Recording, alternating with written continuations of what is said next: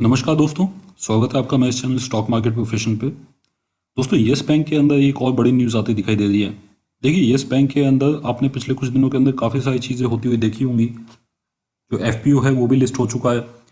List होने के बाद स्टॉक नीचे भी गया। 12 का जो लेवल था जिसके ऊपर कि एफपीओ लिस्ट हुआ था, उससे भी नीचे स्टॉक जाते हुए दिखाई दिया। और अगर हम देखें पिछले 12 ट्रेडिंग सेशन के बाद अब पहली बार स्टॉक में आज पॉजिटिव जोन में थोड़ी सी ट्रेडिंग होती दिखाई दी है। आज के डेट में देखें तो स्टॉक करीब 1-1.5% के आसपास बढ़ा हुआ है, लेकिन उस बढ़ने के पीछे कुछ ऐसी बड़ी कहानियां हैं, कुछ ऐसी बड़ी न्यूज़ है जो कि आती हुई दिखाई दी है इस स्टॉक के बारे में। इससे पहले मैं स्टार्ट करूंगा, आप लोगों से रिक्वेस्ट है कि अगर आप फर्स्ट टाइम चैनल के ऊपर आए हैं, फर्स्ट टाइम मेरा कोई वीडियो वॉच कर रहे हैं, तो चैनल को सब्सक्राइब जरूर कर लीजिएगा। इसी तरीके की इन्फॉर्मेटिव वीडियोज़ आपके लिए लेके आता रहूँगा। तो चलिए जल्दी से स्टार्ट करते हैं और देख लेते हैं क्या ये न्यूज़ है। और उससे पहले हम एक बार इस कंपनी का जो स्टॉक प्राइस है उसको जरूर देखेंगे। आज की डेट में ये जो स्टॉक है, अभी अगर आप देखेंगे 11 रुपये 95 पैसे के आसपास ये जो स्टॉक है ये चल रहा है, मतलब 11.95 के आसपास ये जो स्टॉक है ट्रेड हो रहा है।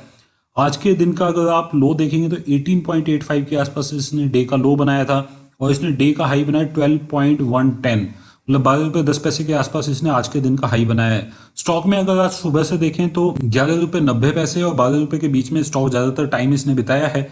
और इसके चलते एक इंडिकेशन मिल रहा है कि स्टॉक में शायद जो बड़ी गिरावट आ चुकी है वो गिरावट हो सकता है यहाँ पे रुकती हुई दिखाई दे।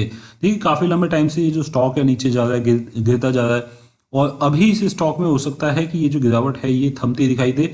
ये एक अच्छी न्यूज़ इन्वेस्टर के लिए हो सकती है। अब देखते हैं कि ये जो स्टॉक है इसके ऊपर क्या न्यूज़ आज आपको आती हुई दिखाई दी है और ये किससे रिलेटेड है। देखिए, अनिल धीरूभाई अंबानी एडीएजी ग्रुप का आप लोगों को पता होगा कि सबसे बड़ा जो लोन है जो कि यस बैंक ने दिया है किसी कंपनी को, वो है एडीएजी ग्रुप। और ये जो लोन है पूरा का पूरा, क्योंकि आप सब लोगों को पता है कि एडीएजी ग्रुप की क्या हालत है, अनिल धीरूभाई अंबानी ग्रुप की क्या हालत है, तो पूरा का पूरा जो लोन है उसके ऊपर काफ़ी सारे क्वेश्चन मार्क थे कि ये जो लोन है इसका पैसा वापस आएगा या नहीं आएगा। हालांकि जो एडीएजी ग्रुप है वो लगातार बोलता रहा है कि यस बैंक का जितना भी अमाउंट है वो फुल्ली सिक्योर्ड है। फुल्ली सिक्योर्ड मतलब कि उन्होंने यहाँ पे कोई ना कोई मॉर्गेज प्रॉपर्टी दी हुई है या फिर कुछ ना कुछ ऐसा दिया हुआ है जिससे कि जो लोन है उसको सिक्योर किया गया है। लेकिन ये जो सिक्योरिटी है ये किस तरीके की, इसके बारे में लोगों को क्लैरिटी नहीं है, बहुत ज़्यादा क्लैरिटी नहीं है। ज़्यादातर ये माना जा रहा है कि प्रॉपर्टी है एडीएजी ग्रुप की जो कि यहाँ पे मॉर्गेज की गई है। अब देखिए, उसी प्रॉपर्टी में से एक बहुत बड़ी और बहुत महंगी प्रॉपर्टी जो कि अनिल धीरूभाई अंबानी ग्रुप का हेडक्वार्टर है सेंटा क्रूज साउथ मुंबई के अंदर, उसको यहाँ पे एक्वायर कर लिया यस बैंक ने। यस बैंक का अगर आप टोटल लोन देखेंगे 12,000 करोड़ से ज्यादा का अमाउंट है जो कि ड्यू है एडीएजी ग्रुप की तरफ। और यहाँ पे जो पेमेंट हुई है, लास्ट पेमेंट का जो डिफॉल्ट हुआ है, करीब 2900 करोड़ रुपए के आसपास की पेमेंट का डिफॉल्ट हुआ है। इसके चलते दो बड़ी प्रॉपर्टी एडीएजी ग्रुप की यहाँ पे एक्वायर कर ली गई है, जिसमें कि एक है head office Reliance Dhirubhai Ambani group का जो कि है सेंटा क्रूज साउथ मुंबई के अंदर, दूसरा है नागिन महल, ये भी साउथ मुंबई के अंदर प्रॉपर्टी है। इसके भी 2 फ्लोर थे जो कि एडीएजी ग्रुप के पास थे, उनको यहाँ पे एक्वायर कर लिया गया है। देखिए, जो प्रॉपर्टी है इसके ऊपर मॉर्गेज क्रिएट करा गया था यस बैंक के फेवर में और यस बैंक ने इसको रियलाइज कर लिया है। यस बैंक का अगर हम पिछले कुछ दिनों से देखें तो उनका ये ट्रेंड चल रहा है कि वो चाहते हैं कि जो भी बैड लोन है, जो भी मॉर्गेज प्रॉपर्टी उनके पास पड़ी हुई है बैड लोन के अगेंस्ट, उनको रियलाइज करें, मतलब उनको या तो उनके ऊपर अपना पोजीशन ले लें या फिर उनको बेच दें। इसके लिए काफी सारे प्रोसीजर होते हैं, उन सारी प्रोसीजर्स को फॉलो करते हुए ये जो स्टेप है ये लिया गया है। और देखिए, इस तरीके का जो अमाउंट है, बड़ा अमाउंट होता है जो कि कंपनी की बैलेंस शीट में होता है, ये फिर आपको दिखाई देता है कंपनी के नंबर्स में, क्वार्टरली नंबर्स में। क्वार्टरली नंबर्स में इस बार आपने देखा कि जो कंपनी के फर्स्ट क्वार्टर के नंबर्स आए हैं उसमें कंपनी का ग्रॉस एनपीए काफी ज्यादा बढ़ता हुआ दिखाई दिया है। फर्स्ट क्वार्टर के नंबर का मैं थोड़ा सा हाईलाइट आपको दे देता हूं, उससे आपको पता चलेगा कि ये जो अमाउंट है 12,000 करोड़ का, ये कितना बड़ा अमाउंट इस कंपनी की बैलेंस शीट में दिखाई देता है। नेट प्रॉफिट अगर आप देखेंगे 60% यहाँ पे गिरता हुआ दिखाई दिया था यस बैंक का इस क्वार्टर में। जून क्वार्टर में 60% डाउन होकर ये 45 करोड़ के आसपास यहाँ पे नेट प्रॉफिट लगाया गया था। नेट इंटरेस्ट इनकम देखते हैं, उसमें करीब 16.5% की गिरावट यहाँ पे दर्ज की गई थी। नेट इंटरेस्ट मार्जिन 3% दिखाए गए थे जो कि लास्ट ईयर 2% से भी कम थे, तो वहां पे काफी बड़ा इंप्रूवमेंट देखने के लिए मिला था। 11% के आसपास डिपॉजिट के अंदर ग्रोथ दिखाई दी थी क्वार्टर ऑन क्वार्टर बेसिस पे, तो ये एक अच्छा इंडिकेशन जा रहा था। लेकिन जो सबसे बड़ी प्रॉब्लम आई थी वो आई थी ग्रॉस एनपीए के अंदर। ग्रॉस एनपीए देखिए कितने आए, 17.3% यहाँ पे ग्रॉस एनपीए दिखाए गए थे इस बैंक के, जो कि पिछले साल के कंपैरिजन में जो कि थे 16.8 काफी ज्यादा थे। नेट एनपीए नेट एनपीए में हालांकि थोड़ा सा इंप्रूवमेंट दिखाया गया था, लेकिन वो नेग्लिजिबल है, उसको आप बहुत ज़्यादा इंपॉर्टेंस नहीं दे सकते। यहाँ पे इंपॉर्टेंट चीज़ ये है कि ग्रॉस एनपीए बहुत ज़्यादा बढ़ते हुए दिखाई दिए हैं। देखिए अगर आप इस बैंक को कंपेयर करेंगे पिछले 2 सालों से, तो 2 साल पहले जो ग्रॉस एनपीए लेवल था वो 1.5% के आसपास था। मतलब सबसे अच्छे ग्रॉस एनपीए मैनेजमेंट वाली कंपनीज में इस कंपनी का नाम था।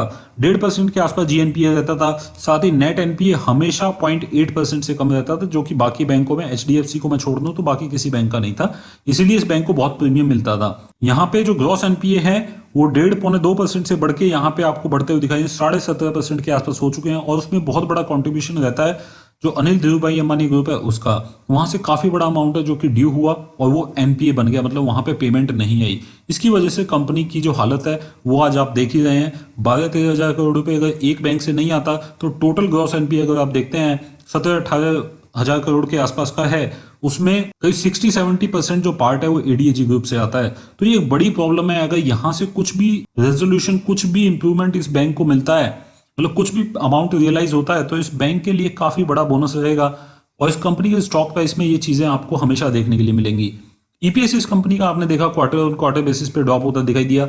साथ ही अगर आप वाई ओ वाई बेसिस पे देखें तो बहुत ज्यादा ड्रॉप होता दिखाई दिया कि 93% आपको ड्रॉप वहां पे देखने के लिए मिला है। इसकी बड़ी वजह क्योंकि 2 बार यहाँ पे इक्विटी शेयर्स इशू करे गए हैं और काफी बड़ा अमाउंट है इक्विटी शेयर्स का जो कि इशू किया गया है। तो जो नंबर ऑफ शेयर्स हैं वो कई टाइम्स यहाँ पे मल्टीप्लाई हो गए हैं, जिसकी वजह से कंपनी का जो ईपीएस है वो गिरता हुआ दिखाई दिया है। और प्रॉफिट आपको पता है कि प्रॉफिट करीब 1/4 रह गया, तो जो ईपीएस था उसका गिरना लगभग तय था। अब देखिए ये जो न्यूज आती है, इस तरीके की जो न्यूज आती है, ये काफी इंपॉर्टेंट इसलिए हो जाती है क्योंकि ये बड़ा इफेक्ट करती है बैलेंस शीट के अंदर। बैलेंस शीट के अंदर अगर आप इस कंपनी की ग्रॉस एनपीए का अमाउंट पे आप कवरेज रेशियो के प्रोविजन हटा दोगे तो कंपनी का जो प्रॉफिट है अच्छा खासा बन जाता है। प्रोविजनिंग देखिए इस कंपनी ने 74-75% के आसपास की हुई है अपने ग्रॉस एनपीए को लेके। और वहां पे अगर कुछ भी रियलाइजेशन, कुछ भी अमाउंट यहाँ पे इन बेड लोन से निकल के आता है तो वो सीधा सीधा प्रोविजन को भी थोड़ा कम करेगा और कंपनी का जो प्रॉफिट है वो बढ़ता हुआ दिखाई देगा। ये चीजें आपको पता चलेंगी फ्यूचर में जब इस कंपनी के आगे के रिजल्ट आएंगे। अभी के लिए ये जो न्यूज आ रही थी ये शेयर करनी इंपॉर्टेंट थी क्योंकि ये एक स्टेप दिखाता है, ये बताता है आपको कि यहाँ पे किस तरीके का मैनेजमेंट का व्यू है, वो क्या करना चाह रहे हैं और वो अच्छे स्टेप्स ले रहे हैं, मतलब आगे बढ़ने के लिए अपने बेड लोन से जो भी उनको अमाउंट मिलता है उसको रियलाइज करने की कोशिश कर रहे हैं। दोस्तों अगर आपको ये इन्फॉर्मेशन, ये वीडियो अच्छा लगा हो तो आप इस वीडियो को लाइक जरूर कर दीजिएगा। अगर आपको मेरी वीडियोस पसंद तो चैनल को सब्सक्राइब कर लीजिए। फ्यूचर में इसी तरह की इन्फॉर्मेटिव वीडियोस आपको टाइम टू टाइम मिलती रहेंगी। अभी के लिए इतना ही। Thank you very much. Take care. Bye bye.